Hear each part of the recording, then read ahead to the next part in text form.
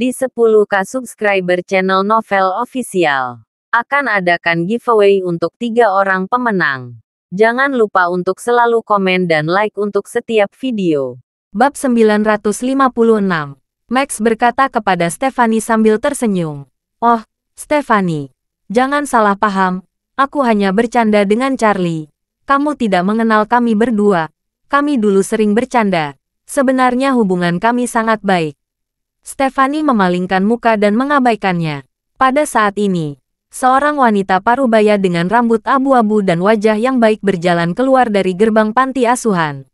Melihat semua orang, dia tidak bisa menahan diri untuk bertanya, "Oh, apakah kalian tidak pergi ke restoran? Mengapa masih berdiri di pintu?" Semua orang segera menoleh ke belakang dan terkejut. Yang berbicara adalah Nyonya Louise yang telah kembali dan pulih. Pada saat ini, Nyonya Louise memiliki senyuman yang sangat baik di wajahnya. Dia memandang semua orang dan merasa sangat lega, terutama ketika dia melihat Charlie. Dia tidak hanya lega, tetapi juga bersyukur. Untuk sementara waktu, semua orang menatap Nyonya Louise dengan mata bersemangat dan bersemangat. Charlie memiliki kemampuan karena buku apokaliptik. Dia bisa melihat sekilas bahwa kondisi Nyonya Louise telah pulih sepenuhnya saat ini. Dan kondisi fisiknya jauh lebih baik. Dia merasa sangat lega. Dan pada saat yang sama dia tidak bisa menahan napas. Jika dia mendapatkan buku apokaliptik lebih awal, Nyonya Louise mungkin tidak perlu menjalani operasi untuk transplantasi ginjal. Dan dia bisa membuat usianya lebih muda atau bahkan remaja. Hal yang sama berlaku untuk Nyonya Louise. Baginya, setiap anak di depannya sebenarnya sama dengan anaknya. Dia sangat menyayangi mereka. Waktu dan tenaga yang dia habiskan juga dikhususkan untuk panti asuhan ini. Meskipun dia tidak pernah meminta anak-anak ini untuk membalas kebaikan dan baktinya, tetapi saat ini saat melihat semua bisa datang dan menjenguknya, dia tidak bisa menahan diri untuk tidak mengangguk, dan dia sangat lega. Semua teman dari panti asuhan maju satu demi satu untuk menyambut Nyonya Louise. Beberapa orang tulus dan beberapa orang hanya formalitas. Meski begitu, Nyonya Louise sangat bersyukur, karena anak-anak ini masih mengingatnya, yang membuatnya sangat puas. Pada saat ini, Charlie juga melangkah maju dan berkata, "Nyonya Louise, selamat sudah sembuh dan kembali." Claire, yang berada di samping, tersenyum manis, dan berkata, "Nyonya Louise, selamat untuk kesembuhanmu." Setelah melihat Charlie dan Claire, Nyonya Louise segera menunjukkan senyuman senang di wajahnya yang baik, dan berkata, "Charlie, Claire, kalian anak baik. Aku belum melihat kalian berdua selama beberapa bulan. Aku rindu kalian. Apakah kalian berdua baik-baik saja sekarang?" Sejujurnya, ada banyak anak di panti asuhan, dan dia juga memperlakukan semua anak sebagai anaknya sendiri. Tetapi jika dia mencintai seseorang, maka Charlie adalah orang pertama yang dia cintai. Ketika Charlie berada di panti asuhan, dia adalah anak yang paling patuh, bijaksana, dan penuh perhatian. Selain itu, meskipun anak-anak lain yang telah meninggalkan panti asuhan akan kembali untuk melihat dan sesekali membantu panti asuhan, tidak pernah ada orang seperti Charlie yang selalu mencoba yang terbaik untuk membantu panti asuhan. Terutama ketika dia sakit, biaya pengobatan yang sangat besar, bahkan keluarganya telah putus asa. Dia tidak mengira hanya Charlie yang akan menghadapi tantangan. Jika bukan karena dia pasti sudah lama mati.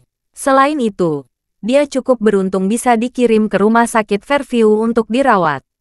Berkat bantuan Charlie dalam mengumpulkan uang, jadi Nyonya Louise juga penuh rasa terima kasih kepadanya. Dia juga memiliki perasaan yang sama untuk Claire di hatinya. Claire juga membantu Charlie untuk mengumpulkan uang. Jadi, Nyonya Louise memandang Claire seperti menantunya, dan memuji, "Claire, kamu lebih cantik dari sebelumnya." Selama ini, Charlie tidak mengesankan kesulitan, kan? Kalian berdua adalah pasangan yang serasi. Pasangan yang baik harus memperlakukan satu sama lain dengan hormat, rukun, dan tidak pernah membiarkan orang lain berbicara buruk pada kalian. Bab 957. Mendengar apa yang Nyonya Louise katakan, Claire berkomentar, "Nyonya Louise, jangan khawatir, Charlie dan aku baik-baik saja." Setelah mengatakan itu, Claire berkata dengan nada meminta maaf. Nyonya Louise, setelah Anda pergi ke Eastcliff untuk berobat, saya tidak pernah punya waktu untuk mengunjungi Anda di Eastcliff. Jika Charlie tidak memberitahu saya tidak akan tahu bahwa Anda sudah sembuh dan sudah keluar dari rumah sakit. Maafkan saya. Nyonya Louise berkata dengan emosi. Saat aku sakit, kalian berdua sibuk membantu mengumpulkan uang. Aku mungkin sudah meninggal karena penyakit kritis ini. Mata Nyonya Louise memerah dan dia berseru. Kamu Claire, kamu sibuk dengan urusan keluarga Wilson. Dan pada saat yang sama kamu ingin datang untuk membantuku. Saya selalu bersyukur dan merasa sangat bersalah. Saya telah membuat kalian repot. Seharusnya aku yang meminta maaf. Claire buru-buru menghibur. Nyonya Louise, jangan lupa, saya istri Charlie. Dan Anda adalah dermawan Charlie, yang juga dermawan saya. Nyonya Louise memandang Claire dan sangat terkesan. Melihat Claire kali ini, Nyonya Louise merasa sedikit berbeda dari sebelumnya. Di masa lalu, meskipun Claire dan Charlie sering mengunjungi dirinya, Claire merasa sedikit terasing dari Charlie. Rupanya hubungan mereka tidak ada dasar emosional. Dan saat ini, keduanya bergandengan tangan sepanjang waktu. Tampaknya hubungan keduanya juga telah membuat kemajuan besar. Di masa lalu, Nyonya Louise sering mendengar desas-desus dari luar. Jadi dia selalu khawatir tentang hubungan keduanya. Dia Claire takut akan menceraikan Charlie suatu hari dan dikeluarkan dari keluarga Wilson. Pada saat ini, melihat hubungan keduanya membaik, hati menjadi tenang. Dan semua orang yang hadir mendengarkan percakapan ini dan semua terkejut. Baru kemudian mereka mengetahui bahwa selama Nyonya Louise sakit, Charlie mengajak istrinya dan melakukan begitu banyak hal untuk Nyonya Louise. Charlie berperilaku sangat rendah hati. Dia merawat Nyonya Louise dengan baik, tetapi hanya ingin membalas pihak lain dengan sepenuh hati dan tidak pernah berpikir bahwa dia akan mengandalkan ini untuk pamer di depan orang lain. Namun, Max tetap tertekan. Alasan mereka semua datang menjenguk Nyonya Louise bersama hari ini adalah karena dia adalah penggagas yang sebenarnya. Selain itu, dia awalnya berpikir bahwa dia sekarang adalah orang yang sukses. Dia hanya ingin menggunakan kesempatan ini untuk menunjukkan kekayaannya di depan semua orang. Dia ingin menikmati pujian dan sanjungan dari semua orang ini. Dan omong-omong, dia ingin mendapatkan Stephanie, gadis kecil yang sudah tumbuh dewasa. Tanpa diduga, orang ini Charlie mencuri perhatian dan mengubah dirinya menjadi papan latar belakang. Memikirkan hal ini, Max menatap Charlie dengan sedikit kebencian. Pada saat ini, Nyonya Louise memegang tangan Claire dan berkata dengan sangat lega, Claire, kamu dan Charlie tidak terlalu muda. Sudah waktunya untuk memiliki anak. Charlie satu-satunya yang sudah menikah di sini. Yang lain masih bujangan. Sebagai bibi kalian, saya tidak sabar ingin memiliki cucu baptis. Claire tersipu tiba-tiba. Dia dan Charlie telah menikah selama lebih dari 3 tahun. Tetapi belum ada yang mendesak mereka untuk memiliki anak. Bagaimanapun, keluarganya memandang rendah Charlie. Bahkan berharap dia menceraikan Charlie. Bagaimana mungkin dia memiliki anak dengan Charlie? Namun, dia tiba-tiba didesak oleh Nyonya Louise untuk melahirkan seorang anak. Selain malu, dia tiba-tiba memiliki perasaan yang luar biasa. Claire akan segera berusia 26 tahun. Ini usia terbaik untuk melahirkan anak. Pada kenyataannya, rasa keibuan dan cinta mulai tumbuh samar di hati. Saat Claire melihat orang lain dengan seorang anak kecil, dia dapat merasakan bahwa rasa cinta keibuannya meluap. Dia bahkan mulai memikirkan kapan dia akan bisa melahirkan bayinya sendiri. Namun, karena ada banyak hal di rumah, dia tidak pernah berani memikirkan masalah ini secara mendalam. Jadi, dia berkata dengan malu-malu, Nyonya Louise, kami belum berpikir untuk memiliki anak sekarang, karena saya baru memulai bisnis saja, dan perusahaan berjalan semakin baik. Kami sedang sibuk-sibuknya sekarang. Bab 958. Ketika Stephanie menatap mata Claire saat ini, dia merasa lebih iri dan lebih kehilangan.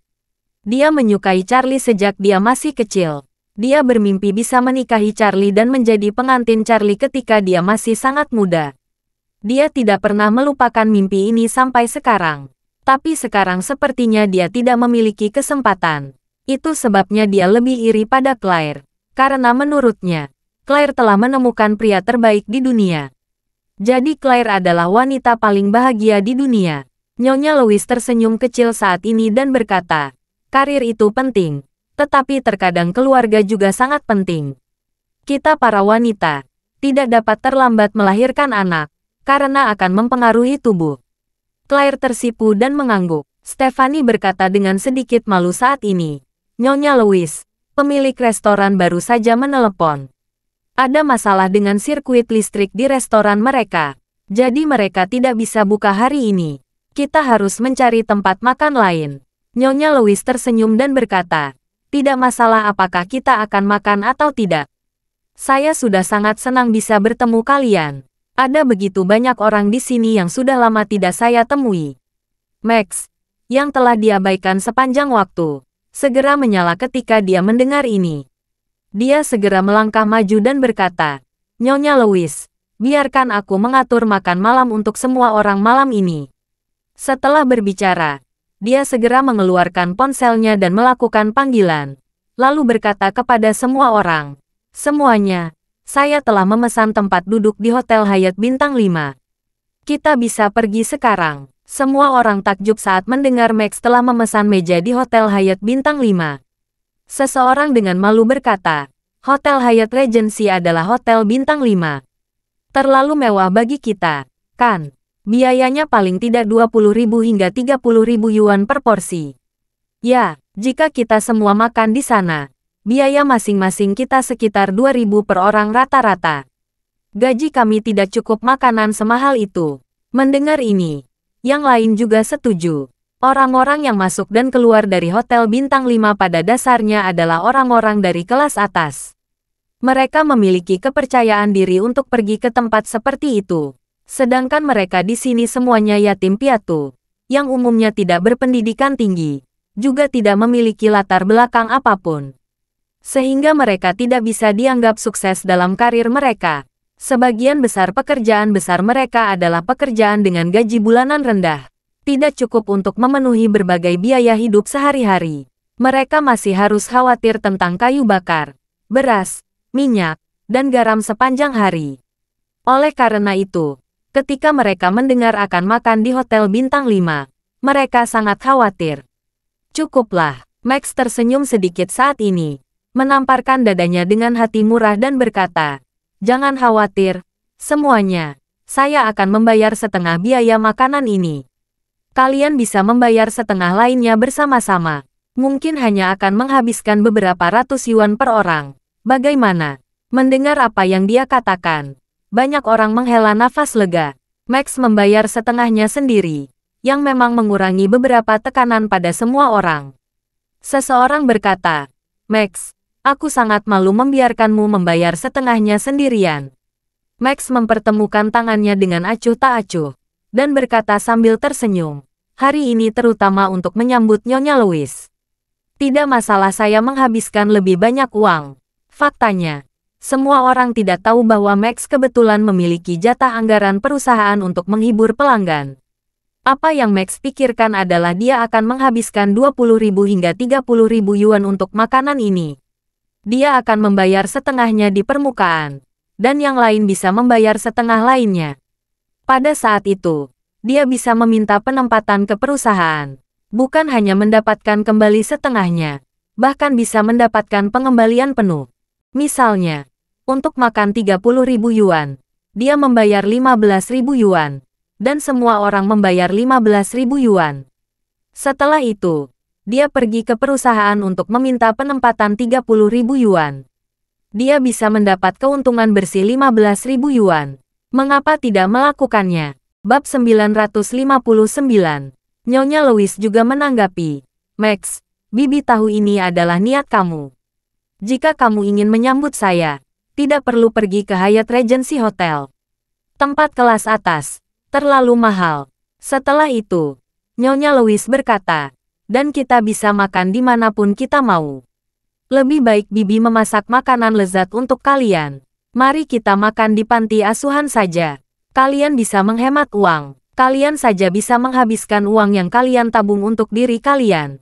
Tapi untuk mentraktirku, tidak layak menghabiskan begitu banyak. Nyonya Louise rajin dan hemat sepanjang hidupnya. Dia belum pernah ke tempat mewah seperti itu. Sulit baginya untuk beradaptasi dengan makanan yang bisa menghabiskan puluhan ribu yuan. Namun, Max tersenyum kecil dan berkata, "Nyonya Louise, jangan katakan itu. Kami semua dibesarkan oleh Anda, dan sekarang kami ingin melakukan sesuatu untuk Anda.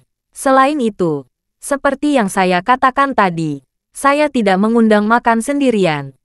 Saya akan membayar setengahnya, dan yang lain bisa membayar setengah lainnya bersama-sama." Saat dia mengatakan itu, dia melihat Nyonya Louise ragu-ragu dan membujuk, "Jangan khawatir, Bibi, makanan ini tidak akan memakan biaya terlalu banyak. Dan Hyatt Regency Hotel memiliki hubungan kerjasama dengan perusahaan kami. Saya masih memiliki sejumlah diskon jika makan di sana. Setelah makan, masing-masing hanya membayar 100 beberapa yuan." Begitu kata-kata ini keluar, semua orang yang hadir menghela napas lega. Beberapa ratus yuan, masih dalam jangkauan kebanyakan orang, dan mereka semua orang akan merasa jauh lebih ringan, dan mereka merasa sangat hemat biaya untuk memanfaatkan kesempatan ini, hanya mengeluarkan sedikit uang untuk menikmati kemewahan hotel bintang 5. Pada saat ini, Nyonya Louise masih agak ragu-ragu. Max melihat waktu dan berkata, "Nyonya Louise, sekarang sudah lewat jam 6. Jika kita tidak terburu-buru, mungkin tidak ada tempat untuk pergi." Nyonya Louise merasa jarang anak-anak ini datang dan mengunjunginya bersama. Jika semua orang bahkan tidak makan pada akhirnya, itu akan sangat mengecewakan. Pada akhirnya, dia tidak bisa menahan kebaikan Max, jadi dia mengangguk dan setuju. Berkata, "Oke, ayo pergi ke Hyatt untuk makan." Max sangat gembira dan buru-buru berkata, "Nyonya Louise, ayo cepat pergi." Seseorang bertanya, "Bagaimana kita 12 orang bisa sampai di sana?" Max berkata sambil tersenyum, "Mobil saya dapat membawa 4 orang. Nyonya Louise bisa ikut mobil saya. Stephanie juga bisa di ponsel saya.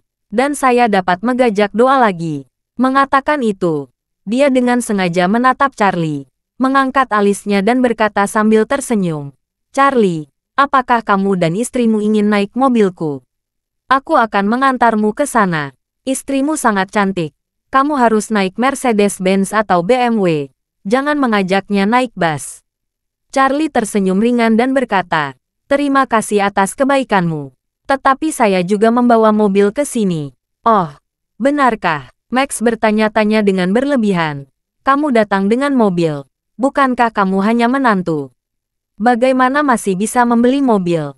Mobil jenis apa? Alto atau Ciali?" Charlie mengeluarkan kunci mobil BMW tanpa ekspresi, menekan tombol buka kunci, dan BMW 760 yang diparkir di sisi jalan tidak jauh memancarkan lampu kuning. Semua orang melihat ke arah kunci remote kontrolnya menghadap, dan ketika Charlie mengulurkan tangan dan membuka kunci BMW, mereka semua berseru. Teman-teman kecil ini benar-benar tidak punya banyak uang. Ketika mereka melihat Mercedes-Benz Max dengan harga lebih dari 500.000, mereka terkejut. Mereka merasa mobil ini adalah tujuan akhir dari perjuangan hidup mereka, tetapi mereka tidak bisa mencapainya. Dan bahkan Charlie juga mengendarai BMW. Wajah Max segera berubah sedikit tidak sedap dipandang, karena BMW dan Mercedes-Benz pada dasarnya adalah merek berada di kelas yang sama. Membuatnya merasa sedikit tidak nyaman. Dia yang harus menjadi satu-satunya anak dari panti asuhan yang mampu membeli BMW. Tidak disangkanya Charlie benar-benar bisa mengendarai BMW. Merasa tidak nyaman, dia melihat lebih dekat pada BMW Charlie dan menemukan ada 3 angka 520 di bagian belakang mobil. Suasana hatinya akhirnya membaik. Bab 960. Faktanya, BMW seri 5 dan Mercedes-Benz E-Class adalah dua level yang sepenuhnya setara, dan keduanya sangat mirip. Namun, Max memahami bahwa BMW 520 Charlie adalah model paling rendah di seri BMW 5. Sedangkan Mercedes-Benz E300L-nya lebih dekat ke puncak Mercedes-Benz E-Class, dan ada E260 dan E200 di bawahnya. Artinya, BMW 520 Charlie hampir setara dengan Mercedes-Benz E200. Jadi E300L miliknya lebih tinggi dari mobil Charlie dari sisi performa. Jadi dia sengaja berkata, Oh, Charlie, bukan aku yang puas. Kamu benar-benar ingin menyelamatkan mukamu dan menderita. Para ahli mengatakan, jangan membeli versi pengemis terburuk saat membeli mobil. Jika kamu memiliki sejumlah uang, mengapa tidak bisa membeli BMW seri 3 mid to high-end? Mengapa membeli BMW seri 5 dengan harga termurah? Kamu sia-sia, seseorang bertanya kepadanya. Max, apa versi pengemis itu? Max tersenyum dan berkata, versi pengemis adalah mobil yang dikendarai Charlie ini. Model paling sampah di seri ini juga merupakan model dengan spesifikasi paling rendah. Itu termasuk jajaran dalam jajaran paling belakang. Kerumunan tiba-tiba menyadari. Charlie juga teringat ketika Douglas buka restorannya. Dia teringat Clinton Tucker mengendarai BMW 540. Saat itu Clinton yang mengendarai 540 miliknya ingin mengalahkan 520 miliknya. Saat ini Charlie terinspirasi olehnya. Pada saat itu, Clinton sengaja menantang dirinya sendiri. Dan dia sekarang menemukan cara untuk menantang Max dan membiarkan Max membandingkan dirinya dengan dia. Jadi, dia sengaja berkata kepada Max, Max, ada pepatah yang saya tidak tahu apakah Anda pernah mendengarkan atau tidak. Jangan lihat mobilnya, tapi lihat siapa yang mengendarainya. Artinya, jika kamu mahir, apapun yang kamu kendarai, mobilmu akan lebih cepat dari yang lain. Tetapi jika kamu tidak terampil, bahkan jika kamu diberi F1, kamu tidak akan bisa mengemudi dengan cepat. Mengatakan itu, Charlie berkata dengan ekspresi jijik, Max, bukan aku ingin menyombongkan diri. Keterampilan mengemudiku sangat bagus, dan orang-orang memberiku julukan, Schumacher dari Aurus Hill. Begitu Max mendengar ini, dia segera membungkukkan bibirnya dan berkata, ya ampun, kamu mengaku sebagai Schumacher dari Aurus Hill.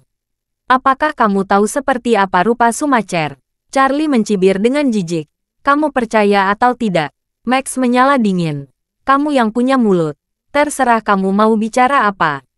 Saya tidak percaya. Kamu hanya mengendarai BMW 520. Beraninya disebut Schumacher dari Aurus Hill. Aku akan membuatmu hanya bisa mencium asap knalpotku hanya dengan sekali menginjak bensin. Setelah itu, Max mengangkat alisnya dengan arogan dan bertanya, apakah kamu ingin bertanding? Charlie dan tersenyum berkata, sejujurnya, beberapa waktu lalu, saya baru saja mengalahkan BMW 540. Kamu pasti tahu kekuatan BMW 540 jauh lebih besar daripada Mercedes-Benz E300L milikmu. Max mengemukakan dan berkata dengan jijik, Charlie, kamu begitu sombong sehingga kamu bahkan tidak bisa membuat perbandingan. Mobil rusakmu bisa mengalahkan BMW 540. Hah, aku tidak percaya. Jika kamu bisa mengalahkanku dengan Mercedes-Benz E300L ini aku tidak layak menyandang nama keluargaku. Charlie dengan sengaja bertanya, berapa tenaga kuda yang dimiliki mobilmu? Max berkata dengan bangga, mobil saya memiliki 258 tenaga kuda. Charlie mengangguk, mengacungkan jempol, dan berkata, kalau begitu kamu luar biasa. Aku tidak bisa melakukan ini. Aku hanya punya 184. Mobilku jauh lebih buruk dari mobilmu. Kamu memang luar biasa. Max mencibir dan berkata sinis. Apa? Kamu malu? Apakah kamu mau mundur sekarang? Apa yang baru saja kamu katakan? Kamu tadi bilang mengalahkan 540 yang memiliki 340 tenaga kuda. Sedangkan Mercedes-Benz E300L memilikiku 258 tenaga kudaku. Mengapa kamu takut? Apakah kamu masih laki-laki? Charlie sengaja berkata dengan malu-malu. Oh, saya hanya mengatakan saya tidak dapat dibandingkan dengan kamu. Kamu menang. Kamu bisa mengalahkan orang lain tanpa berkelahi, bukan? Terima kasih sudah mendengarkan cerita novel Pesona Pujaan Hati. Sampai jumpa di novel selanjutnya.